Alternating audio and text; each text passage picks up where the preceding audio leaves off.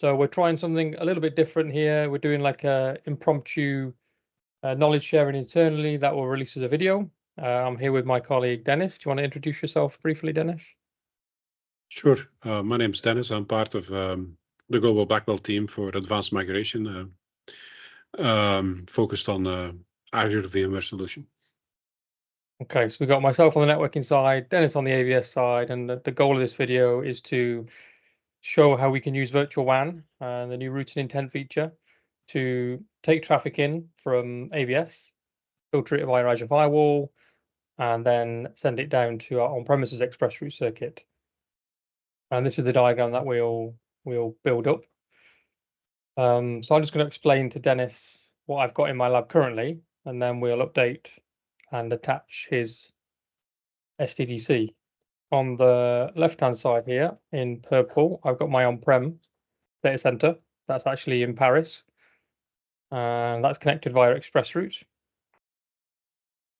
to my virtual WAN hub. So my virtual WAN hub's got a gateway inside of it, and I've also already deployed the hub, deployed the gateway. I've deployed Azure Firewall. I've turned on routing intent. You can have a look at that in the portal in a second. I've got a virtual network in Azure with a VM deployed, and I've got a Bastion, so we can use this as a jump box if we need to. And then over here on the other side, we'll do this in orange. We've got the VMware land. I think I've got these IP addresses wrong, right? So your IP addresses, Dennis, for vCenter. Okay, so we've updated the diagram, and vCenter's on 250.0.2, NSX Manager .3, and these sort of worlds are separate at the moment, like purple and orange are separate. And maybe just to level set what we do for most customers, we would take their on-prem circuit, we'd take their AVS circuit, and we'd configure global reach, right? And that would be kind of the normal way of enabling traffic from orange to go across the Microsoft backbone to purple. So this range here, the 10.250 range, would get advertised down to on-prem. That doesn't work for some customers for a couple of reasons, like maybe global reach isn't supported in the POP where they've got their circuit, or maybe they want to insert a firewall in the middle of that path. And to date, that's been kind of tricky to do. But the routing intent feature, that's GA, now lets us do that with Virtual WAN, and that's kind of the point of the video. So I'll delete the global reach bit, and maybe we can jump into the Virtual WAN config now, and I'll show you what that looks like, Dennis. Yeah. Okay, so I've got my vWAN hub. If I click on the ExpressRoute tab here, you can see that at the moment I've got my customer circuit connected. So this hub, it's connected already to the hub. That's the purple circuit. I can see that from this icon up here, the little red icon. I know it's a secured hub, so I've already deployed a Azure Firewall into the hub. That's being managed by Azure Firewall Manager, and we can see there's a policy attached to it. I've actually deployed the Azure Firewall Basic SKU, which is now supported inside of here. That's the particular Azure Firewall. And then, quite important, on the routing intent blade here, I've turned on effectively routing policies for internet traffic.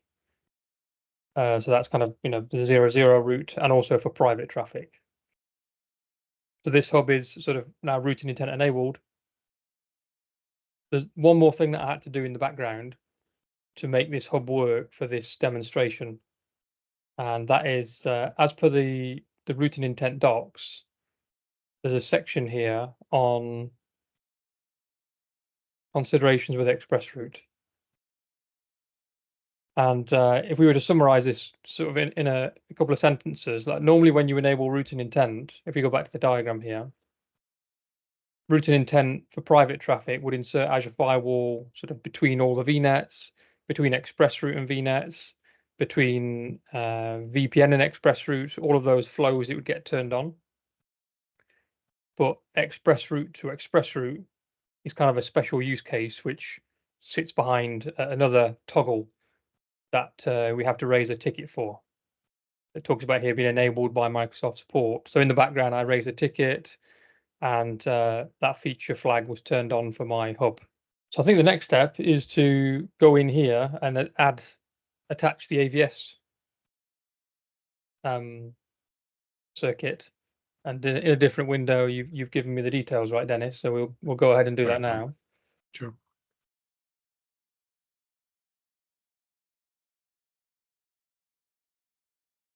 We've got the authorization key, and you've generated this inside of the AVS blade inside of yes. In the connectivity blade for AVS, you're able to generate an altcode, and what you're doing is you're now redeeming that altcode by copy pasting that in along with the circuit ID of the ExpressRoute. I'll just show you. I'll show you something while we're waiting, Dennis, which might be of interest. So you remember when we had that global reach line that I showed you? If we had that global reach line here, this 10.250.0.0/22 or whatever ranges are associated with your SDDC, they would get advertised as is to on-prem. So the on-prem router that kind of sits in here from the customer via BGP would get this route, as well as all of the other routes they get, which make up purple. But when we use this approach of using routing intent, that same behavior isn't there, and we actually get summary routes instead, which attract the traffic. Similar to what we saw in the preview when this was live. So we've added this connection here. That's what's going on in the background, and that will let purple talk to orange. So I'm on my purple circuit now. If I go to the private peering to look at the route table, so I'm effectively going into this bit here and saying, give me the routes. We can see that we've got these 10/8, 172/12, 192/16. The sort of the RFC 1918 summary routes, which are effectively sucking all traffic as almost like a default route for private traffic almost into the secured hub. We do describe this behavior here. Virtual WAN advertises the prefixes, etc., etc. But there's some nuance that you have to be aware of. For example, if the customer's already advertising those routes to Microsoft as their existing way of getting traffic to on-prem, that's going to clash, and they would have to advertise more specific routes. In the background, the circuit's attaching, but even when the circuit's finished attaching here, that 10.250 route from AVS, we are not going to see it here at all. We won't see that specific route, but we will see it inside of Virtual WAN, of course. So customers will have to work with more specific routes. Yeah, if the customer is already advertising those RFC 1918 summaries from on-prem to basically get Azure to send traffic to them, that would be incompatible, and that would have to be adjusted. I mean, thankfully, that's a pretty rare scenario. Most customers would advertise, let's say on-prem, they use this entire range on-prem. They just advertise that range to Azure. In that case, we advertise a summary route back to them, 10/0, and that would be enough for their edge routers to send traffic to Microsoft for AVS. And they could, when that route flows into their network, they don't have to advertise that 10/8 all the way into their network. They could redistribute a static route for AVS or somehow filter it down further. Maybe while that's whirring away, we can do something and just verify that the jump box in Azure can get to AVS. Sure. Maybe that would be a basic test. So you don't need to do anything more other than making sure that that service request is raised, right? For as you will be connecting to ExpressRoute circuits to the same ExpressRoute gateway, enable route intent, obviously, but that's all you need to do. You don't need to do anything in addition to that to be able to receive the summary routes. Yeah, then you get the summary routes, and you have all that stuff we talked about, making sure that works for you. And then when you request that the feature be enabled on your virtual WAN, you have the option. I think by default they enable it we enable it on a per subscription basis. So like all of your hubs with routing intent will get that feature. If you have some strange requirement where you want routing intent to behave differently in different virtual WANs, you can enable it on a per hub basis. But I think it's fair that most customers would probably just want it advertised all up. Yeah, I agree. The Azure Firewall has a policy assigned to it, which is just allowing all traffic at the moment. Yeah, so I've got like a default allow, and we can change that to a deny just to make sure traffic is going through. So what was the IP of the vSender? 10.250. 0.2. Okay. There you go. I assume I can probably browse to it, right? Yes. Yeah. vSphere Nice. client. Yeah, that's it. Yeah, definitely. So that was the jump box in Azure. When this thing is finished, we can go to the jump box on-prem. So the connection's there. Now we need to just prove that we can get to it from on-premise as well. Yeah. Yeah. So I will log in now to a VM over here on-prem, and we'll see. And just connect to the vCenter, and it should be okay. Yeah. So let me swap windows. Okay. So this is my on-prem jump box in Paris. So it's got that IP that we talked about being on-prem. There we go. So there's pings. Yeah, there you go. Yeah. So all traffic now goes with routing intent goes to the firewall, to the Azure Firewall, and then back to the ExpressRoute, back out to AVS. Is there something that you can show on the Azure Firewall to prove that the traffic is going through there? I don't know, some Azure Firewall log or something that just to prove that traffic is going through there. Yeah, we can have a look. I'm not sure if I've set up diagnostic settings, but let's have a look what we've got. So we'll look at the logs in a second when they're working. We could just prove it's working via the rule, if you like, by putting a deny in, and then we could talk a little bit about the bandwidth, because at the moment this is a basic SKU firewall. So where can I see this SKU?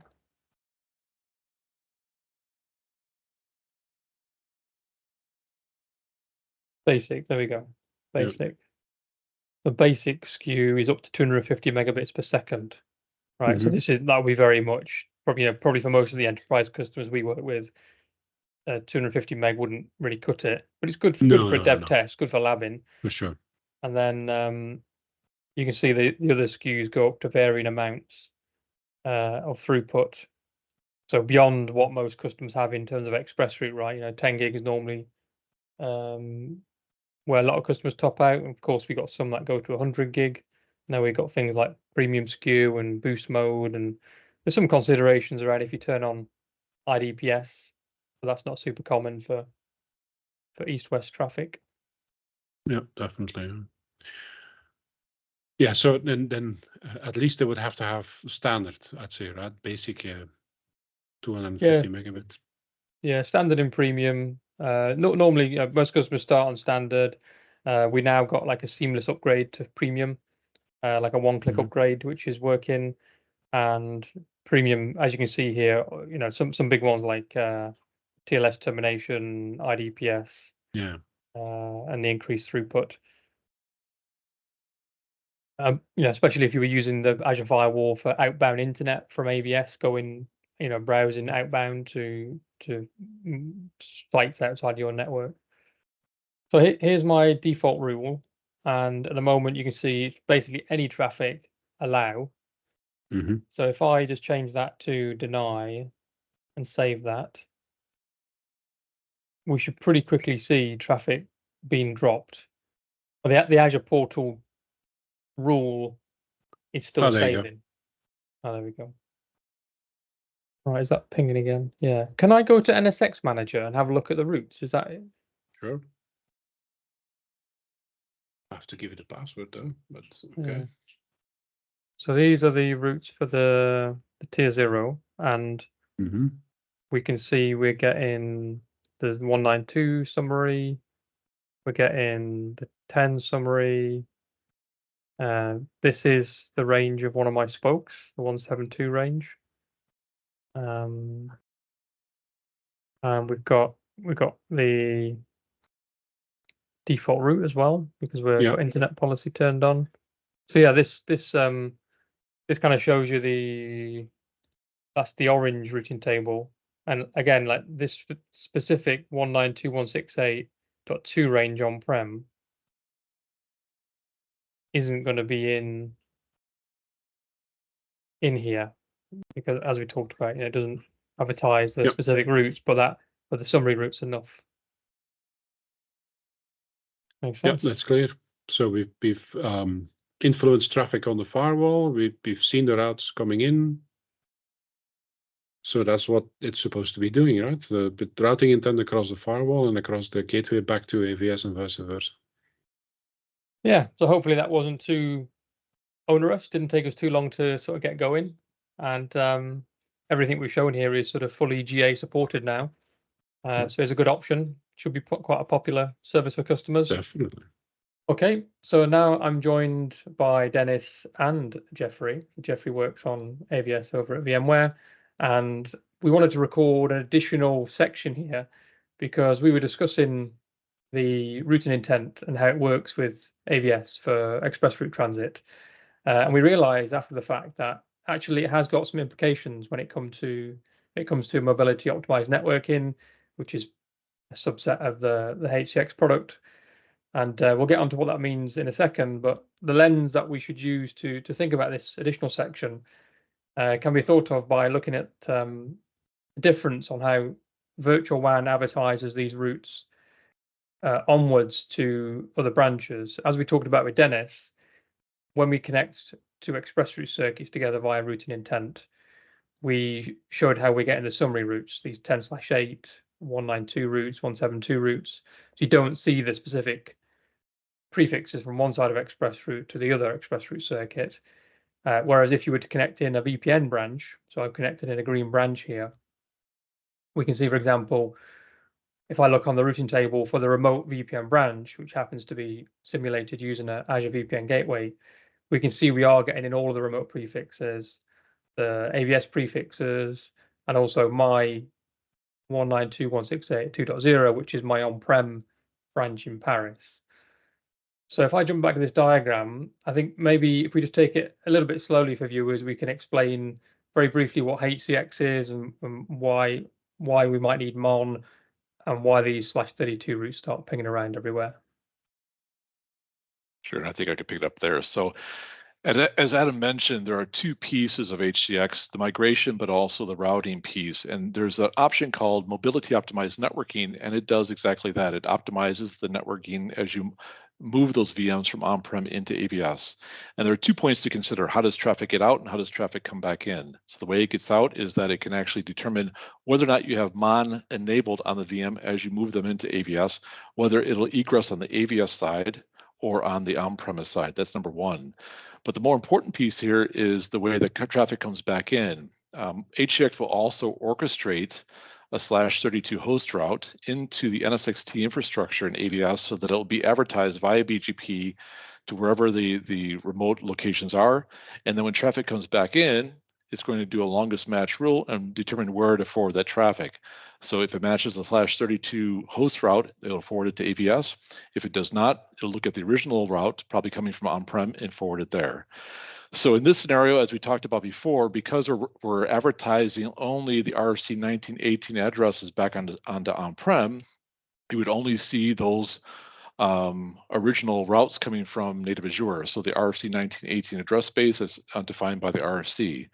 Although, as Adam pointed out here, the green remote branch that's connected via IPsec, which is a route-based VPN, so it's sending all that information via BGP over the VPN, will receive not only the more specific networks that are in the AVS SDDC, so things like vCenter, et cetera, but also the /32 routes that we talked about before that are associated to the VMs that are moved over. So it will see all the individual /32 routes coming across that route-based VPN going to the remote branch and be able to route that directly into AVS. So there's a small nuance here regarding how the networking happens, both here in a very simplistic way to on-prem, it'll receive the RC1918 address space, or it'll receive the RC1918 address space plus the more specific routes.